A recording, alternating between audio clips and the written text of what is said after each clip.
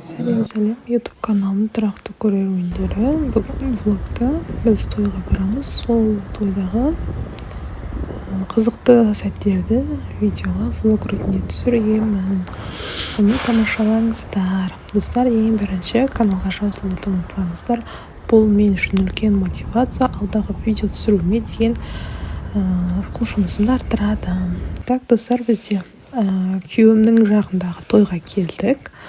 Бірінші тойда бізде беташар болды. Беташардан кейін той басталды. Үйде ұлым енді ешкімге көнбейді, сондықтан тойдан қалмайық деп баламды өзім алып жүрдім. Тойда жақсы отырды. Бұл той негізі сәуір айында болған. Алдын ала түсіріп қойғанмын, бірақ монтажы бүгінге беріпті. Бүгін монтаждап барлығын салып отырмын. Так, бізде тойдан беташар болды. Беташардан кейін осындай биші қыздар билеп шықты. Кішкене сахна тар болды. Тар болса да енді билеп шықты. Так, бұл жерде бізде жас жұбайлар. Бұл той негізі менің күйеуімнің інісінің тойы, яғни күйеуімнің, то есть қайнатамның інісінің баласы үйленіп жатыр, яғни маған қайны болып саналады. Сол қайным үйленгенсін тойға келдік. Жолдасым, яғни күйеуім келе алмады. Бұл кезде қызым ауырып, күйеуім сол қызыма қарап қалды. Мен ұлымды алып келдім. Бізде тойда Шымкентте осындай үлкен мейрамханаларда өтеді.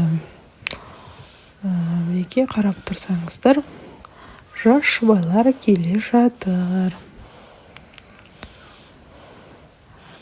Өте қызық болды, бірақ баламен жүріп көп нәрсе түсіре алмадым. Балам өзім сияқты ешкімге көнбейді. Жылауық, сондықтан аз түсірдім. Көп нәрсе түсірмедім, сонда да салып қояйын дедім. Бұл бізде Шымкенттің трио қыздары, қандай топ екенін айтпады. Осындай әдемі өлең айтып жатыр. Мейрамхананың іші өте үлкен және де тастарымда әдемі екен. Бұл жас жұбайлардың баннері, бұл жерде суреттері, өздері фотосессия жасаған екен. Өте әдемі. Бұл той 20 сәуірде болған екен. 3 айдан кейін монтажын жасап салып жатырмын. Бізде Шымкентте негізі тойлардың барлығында адамдар өте көп болады. Бұл тойдың өзінде қазір 500 адам отыр. Өйткені, білмеймін, өздері тойға көп барама, әйтеуір ең аз деген тойдың өзі 200-дің шамасы болып қалады. Ең аз тойға ешкімді шақырмапты деген тойдың өзі 200 адам шақырады. Білмеймін, осылай көп шақыратындарының. Бұл жерде де, яғни жаңа айтқандай 500 адам болғандықтан сахна өте кішкентай болып қалды. Ал бұл жерде жас жұбайлар вальс билеп жатыр. Біз көп нәрсені көре алмадым. Ешкім қызық болмады ма, әйтеуір баламен жүргесін. Оның үстіне барлық жерге жолдасымен баратын болғасын. Жолдасым болмады, сондықтан да қызық болмады.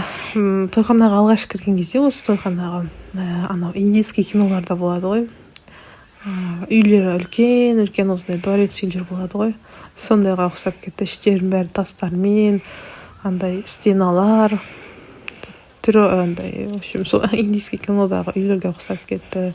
Мына жақта өзі нешінші стол, 40-шы стол ма, не знаю, әйтеуір өте көп стол болды. Біз негізі 37-ші столда отырдық. Бір үстелде 12 адамнан. Шымкентте негізі тойларды адамды көп шақырады ғой. Мен өзім басқа жақтардың тойларын көргенмін, солтүстіктің, Тараздың тойларын көргенмін. Ол жақта адамдарды өте аз шақырады екен. Неге адамдардың көптігі соншалық билейтін жер жоқ. Әйтеуір той жақсы өтті. Ойнап, күліп, әйтеуір 11-де қайтып кеттік біз. ерте қайттық. Балам жылап кетті. Оның үстіне біз келген таксистіміз ертерек қайту керек, ертең жұмыс дегесін.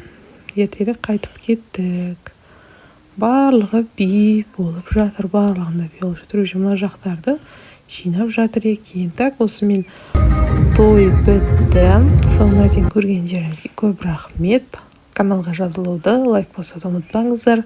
Келесі кездескенше сау болыңыздар.